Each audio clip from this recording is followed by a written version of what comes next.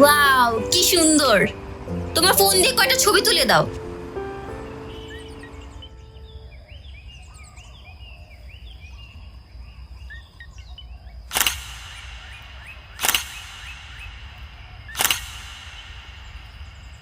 দেখি দেখি কি ছবি তুলছো।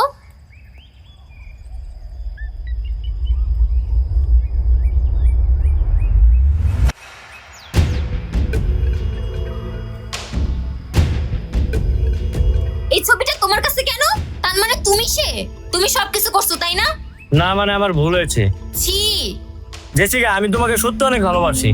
তোমাকে পাওয়ার জন্য আমি এরকম করছি। প্লিজ জেসিকা, একটু বোঝার চেষ্টা করো। চুপ থাকো তুমি।